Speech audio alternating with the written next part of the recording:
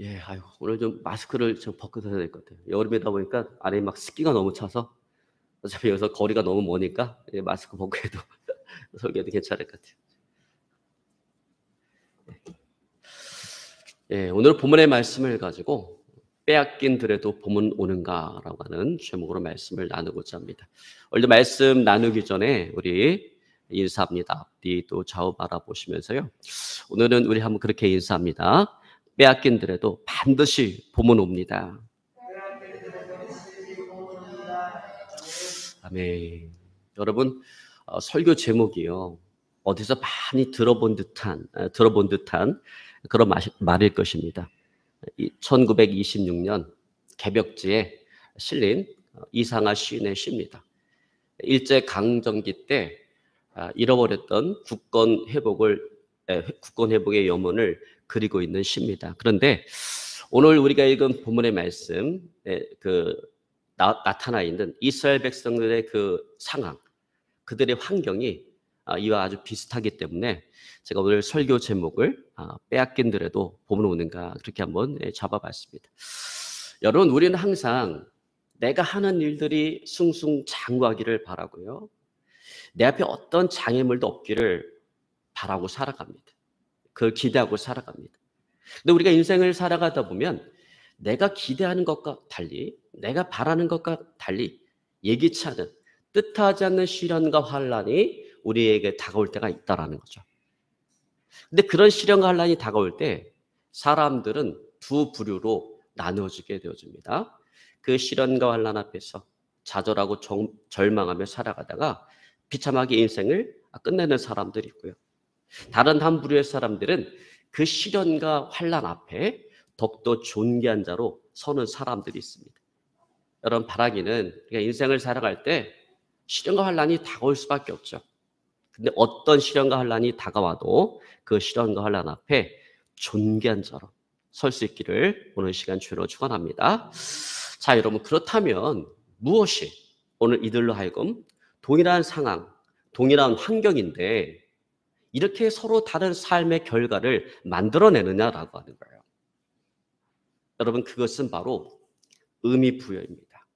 여러분, 어려움과 시련을 통해서 더욱더 존귀한 자로 선 사람은 자기에게 다가온 그 어려움과 그 시련의 의미를 알고 의미 부여를 잘한 사람들이에요.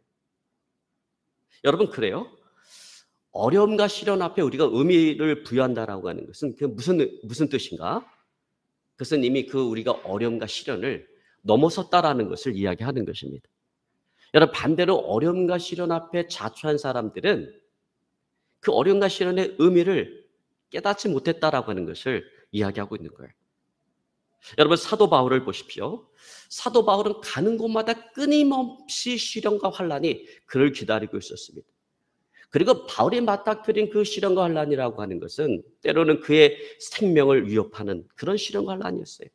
살 소망까지 끊어버리는 그런 시련과 환란이었습니다. 그러나 바울은 그럼에도 불구하고 그런 시련과 환란 가운데서도 의미를 부여함으로 그런 시련과 환란을 이기고 더욱더 담대한 믿음의 사람으로 서게 되었다라고 하는 것입니다. 여러분, 고린도후서 1장 8절로 9절에 보면 바울이 자신이 아시아에서 당한 그 시련과 환란에 대해서 바울이 이렇게 이야기를 합니다. 형제들아, 우리가 아시아에서 당한 환란을 너희가 모르기를 원치 아니하노니 심에 겹도록 심한 고난을 당하여 살 소망까지 끊어지고 우리는 우리 자신이 사형 선고를 받은 줄 알았으니 이는 우리로 자기를 의지하지 말고 오직 죽은 자를 다시 살리신 하나님만 의지하게 하심이라. 자, 여러분 여기 보세요. 바울이 아시아에서 당한 환란은 어떤 환란이었어요? 살 소망까지 끊어버리는 그런 환란이었습니다. 여러분, 보통 사람 같았으면 이런 상황 가운데 무엇을 할 수가 있었겠어요? 막 멘붕이 왔을 거예요. 죽음 이외에는 그 어떤 것도 생각하지 못했을 거예요. 자, 그런데 살 소망까지 끊어진 이런 환란 속에서 오늘 바울은 그 환란에 대한 의미를 알고 의미를 부여하고 있다라는 거예요. 여러분, 바울이 뭐라고 얘기합니까? 이것은 우리로 하여금 자기를 의뢰하지 말고 오직 하나님만을 의뢰하기 위한 하나님의 뜻이다. 이렇게 오늘 바울이 생각했다라고 하는 것입니다. 여러분, 우리는 살아가면서 우리가 당하는 모든 시련과 환난에 대해서 그 의미를 알고 의미 부여를 잘 해야 됩니다. 여러분, 혹시 인생을 살아가다가 오늘 바울처럼 정말 살 소망까지 끊어지는 그런 인생의 시련과 환난을 만났을 때 내 인생이 여기서 끝이다 라고 생각하지 말고, 이것은 나를 의지하지 말고 오직 하나님만을 의지하기를 원하시는 하나님의 뜻이다, 여러분 그렇게 생각하시기를 주님으로 축원합니다. 그래서 모든 것들을 주님께 맡기고 기도할 수 있기를 오늘 시간 주님으로 축원합니다. 여러분, 사실 시련과 환난이라고 하는 것은 고통스러운 거예요. 여러분, 그 자체로 보면 시련과 환난은 너무나 고통스러운 것입니다. 그러나 그 시련과 환난에 의미가 부여될 때 그것은 견딜 만한 가치가 있는 것으로 변모한다라고 하는 거예요. 왜냐하면 그 시련과 환난이 왜 내게 있어야만 하는지, 왜 내게 필요한지 그 이유를 깨닫게 되기 때문에 그래요. 그러나 같은 시련과 환난이라 할지라도 거기에 의미를 부여하지 못하면 그 시련과 환난은 우리 앞길을 가로막는 족쇄가 되어지는 거예요. 그래서 거기에 얽매이게 되고 원망불평하다가 인생이 망하게 되어지는 것입니다. 여러분, 그런 의미에서 오늘 우리가 살펴보게 될 예레미야는 그 어둠의 현실 가운데서 의미를 부여할 줄 알고 그 가운데서 소망의 빛을 볼 줄 아는 사람이었다라고 하는 것입니다. 여러분, 자, 그렇다면 예레미야가 살고 있던 그 시대에 그 어둠이란 무엇인가라고 하는 거예요. 여러분, 그것은 바로 바벨론의 등장입니다. 근데 그 어둠이 이제 현실화되어서 바벨론의 군대가 예루살렘을 에워싸고 있습니다.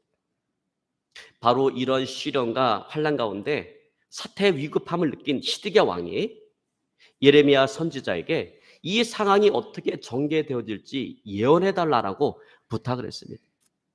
그때 예레미야 선지자가 예언을 하는데 뭐라고 예언하냐면, 왕이여, 하나님께서 이 성을, 이 예루살렘 성을 바벨론 왕의 손에 붙이셨나이다. 이제 이 성은 바벨론에 의해서 함락되어질 것이고 왕도 바벨론 왕에게 붙잡히게 될 것입니다 라고 예언을 했어요. 이 말을 들은 시드기야 왕이 경노했습니다. 내가 어찌 나에게 그런 예언을 할 수가 있느냐. 그리고는 그 예레미야를 왕궁 안에 있는 그 시대 뜰 안에 가둬버렸습니다. 여러분 보세요. 예레미야는 하나님의 선지자입니다. 여러분, 시드기야 왕은 희망을 내다볼 수 없는 그런 상황 속에서 다른 사람이 보지 못하는, 다른 사람이 알지 못하는 그런 어떤 희망의 메시지를 오늘 예레미야에게 기대했어요. 예언을 부탁할 때 그것을 기대했어요. 그러나 그런 기대는 오늘 한순간에 무너지고 말았습니다. 예레미야의 예언은 위로를 주고 힘을 주는 것이 아니라 오히려 유다 백성들에게 어떤 그들을 실망을, 낙심을 가져다 주는 그런 예언이 되었다라고 하는 것입니다.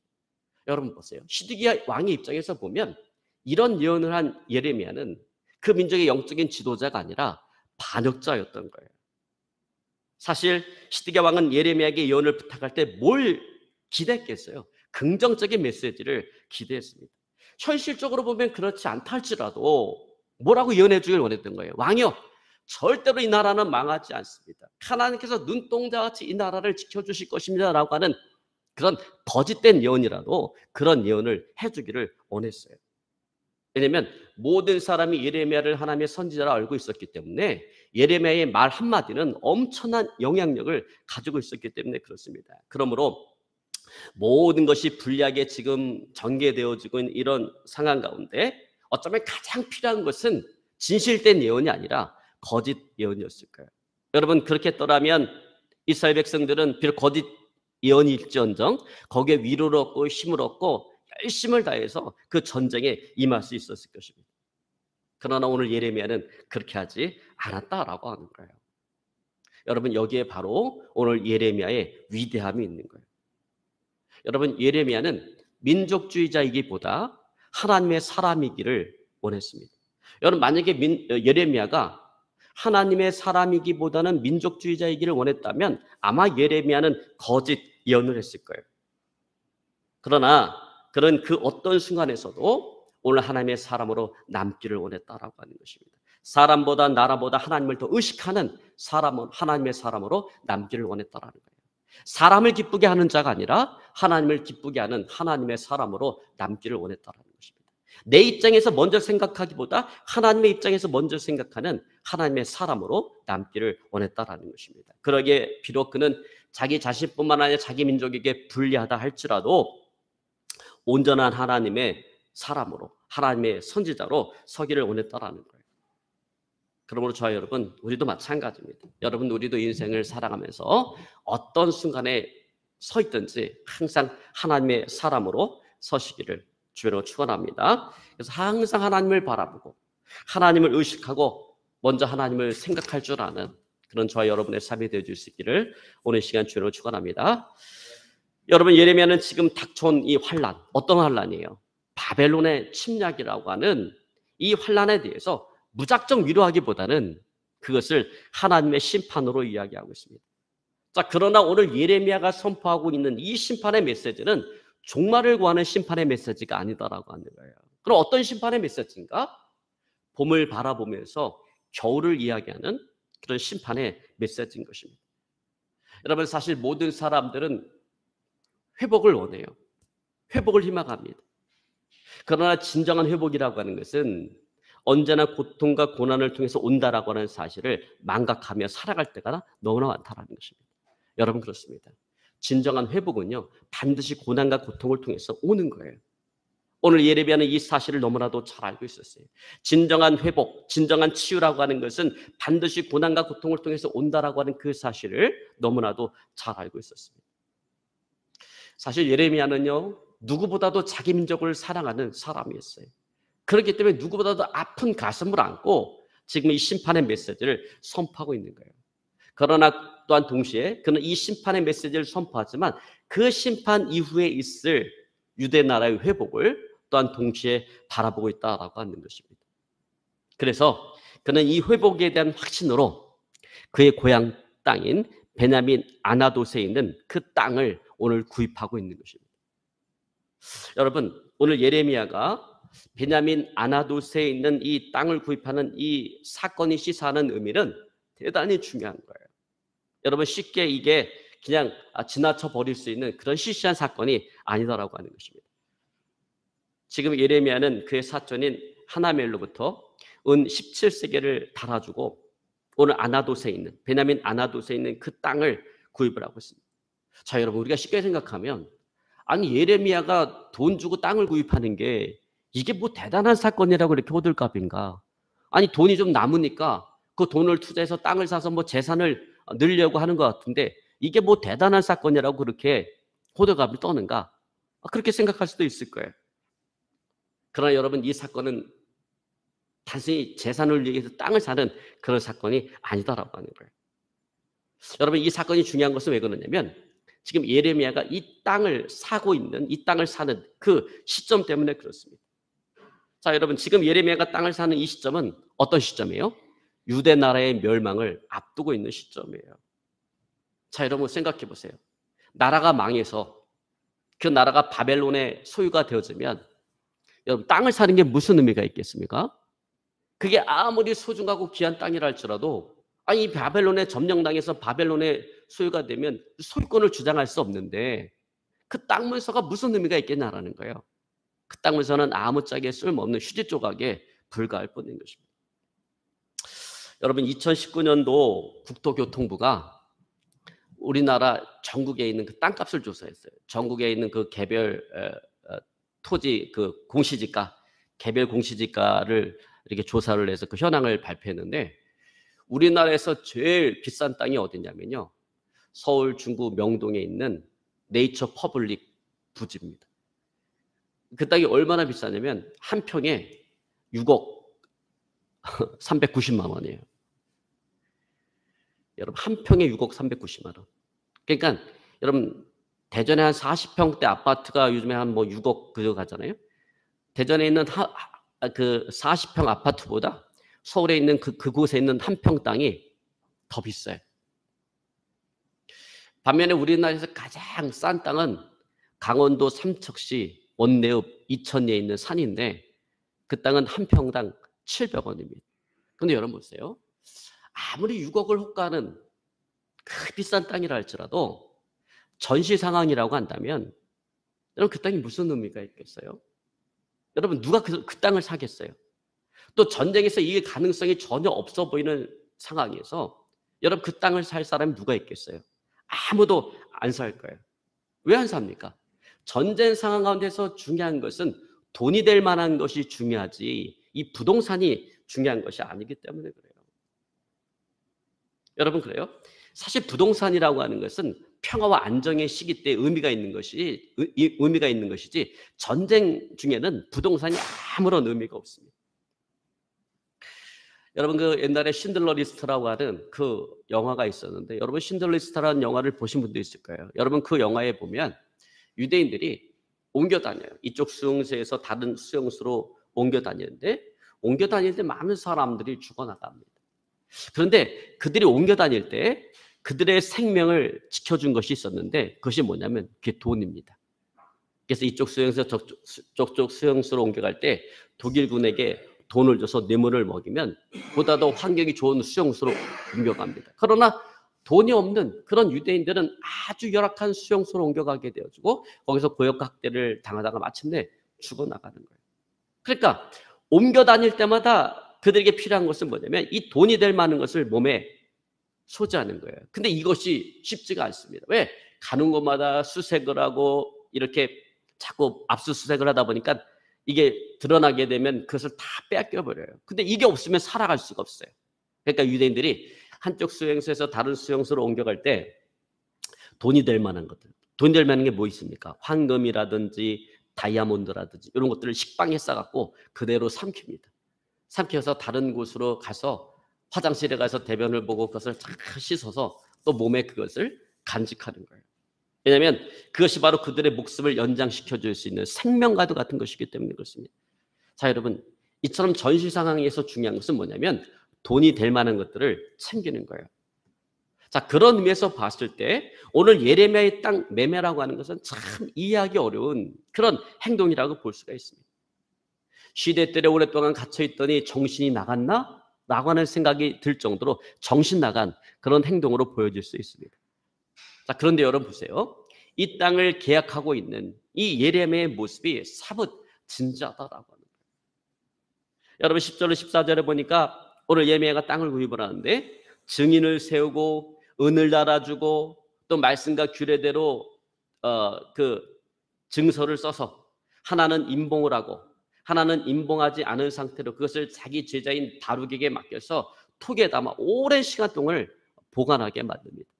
자, 여러분 유대인들이 이렇게 땅을 매매할 때 두 개의 증서를 써서 하나는 임봉하고 하나는 임봉하지 않는데 그것은 뭐냐면 임봉한 것은 보관용이고 임봉하지 않은 것은 열람용이에요. 언제든지 이 땅이 내 땅이다라고 하는 것을 보여주기 위해서 임봉하지 않습니다. 근데 그 두 개를 담아서 톡에 담아서 오랜 날 동안 그것을 보관하라라고 이렇게 이야기하고 있는 것입니다. 자, 여러분 이렇게 전시 상황 가운데서 이 땅을 매매하는 예레미야의 모습은 전시 상황을 연상시키기보다는 평화와 안정의 시대를 연상시키고 있다라고 하는 거예요.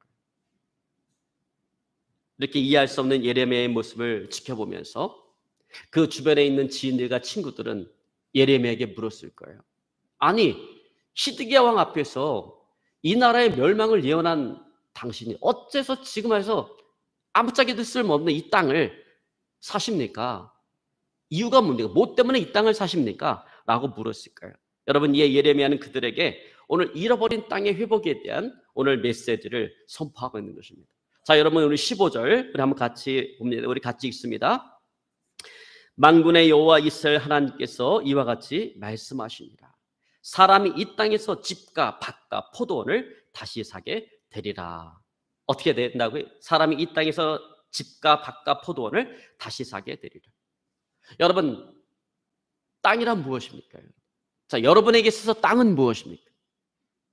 여러분 우리나라 사람들에게서 땅이라고 하는 것은 재산을 늘리기 위한 투자의 수단이고 투자의 대상이에요. 그러나 여러분 이스라엘 백성들에게서 땅이라고 하는 것은 어떤 재산을 늘리기 위한 투자의 수단과 대상이 아니라 그것은 그들의 장래에 대한 언약의 증표가 이게 땅이라는 거예요. 그래서 하나님께서 갈대아 우르에서 아브라함을 부를 때 그에게 뭘 약속하셨습니까? 자손과 땅에 대한 약속을 주신 거예요. 너는 너의 본토 친척 아비의 집을 떠나 내가 내게 지시할 땅으로 가라. 이렇게 이야기잖아요. 떠나기 전에 뭘 약속합니까? 땅. 그 땅을 너와 네 자손에게 주리라 하나님께서 땅을 약속하고 있지 않습니까? 여러분 마찬가지로 같은 이유에서 오늘 하나님께서는 예레미야에게 땅을 구입하게 하신 거예요. 장래에 대한 보장으로, 장래에 대한 보증으로 오늘 그 땅을 구입하게 하신 것입니다. 여러분 그렇습니다. 나라가 멸망하고 땅을 빼앗겼다고 해서 너희의 인생이 그것으로 끝나는 것이 아니다라고 하는 것입니다. 다시금 너희가 빼앗긴 그 땅으로 돌아와서 집을 사고 밭을 사고 포도원을 사는 그 날이 반드시 돌아올 것이다라고 하는 거예요. 오늘 예레미야는 땅 매매를 통해서 오늘 하나님의 그 회복을 이야기하는 거예요. 하나님께서 우리 민족을 향한 그 회복을 이야기하고 있는 것입니다. 여러분 그러므로 저와 여러분 우리가 힘들고 어려운 일들을 만날 때마다 정말 우리 인생의 살 소망이 끊어지는 듯한 그런 일들을 만날 때마다 여러분 오늘 이 사건의 의미를 꼭 기억하시기를 주는 축원합니다. 여러분 하나님은 반드시 우리를 회복시키기를 원하세요. 그것이 하나님의 뜻인 것입니다. 우리에게 찾아오는 시련과 환난은 우리를 죽이기 위한 것이 아니라 우리에게 진정한 회복을 가져다 주기 위함인 것입니다. 시련과 환난을 통해서 내 안에 있는 죄된 본성을 죽이고 우리를 진정한 하나님의 자녀로 회복시키기 위함이라는 거예요. 여러분 시련과 환난이 오지 않으면 사람들은 자기를 의지하려고 하고 자기를 사랑하고 또 내 안에 있는 그 죄된 본성을 따라 살아가려고 합니다. 그러나 시련과 환난이 올 때 정말 살소문간이 끊어진 듯한 그런 시련과 환난이 올 때 사람들은 비로소 하나님을 바라보게 되고 하나님을 의지하게 되고 기도하게 되고 기도를 통해서 성령의 능력을 덧입게 되고 성령의 능력으로 살아가는 하나님의 자녀로 거듭나게 되어지는 거예요. 하나님의 자녀로 회복되게 되어지는 것입니다. 여러분 그래서 나보다 이제는 하나님을 더 사랑하는 하나님의 자녀로 회복되는 것입니다. 거듭나게 되어지는 것입니다. 여러분 믿으시기를 주님으로 축원합니다. 이제 말씀을 정리하기 원합니다. 여러분 우리에게 모든 시련과 환난 그것은 항상 회복을 목적으로 우리에게 다가온다라고 하는 그 사실을 여러분 꼭 기억하시길 바랍니다. 그러므로 시련과 환난 속에 절망하지 말고 더욱더 회복을 바라보며 기도하시기를 주님으로 축원합니다. 그래서 하나님의 자녀로 회복되고 거듭나는 저 여러분의 삶이 되어줄 수 있기를 오늘 시간 주님으로 축원합니다. 오늘 말씀 붙잡고 간절히 기도하기 원합니다. 하나님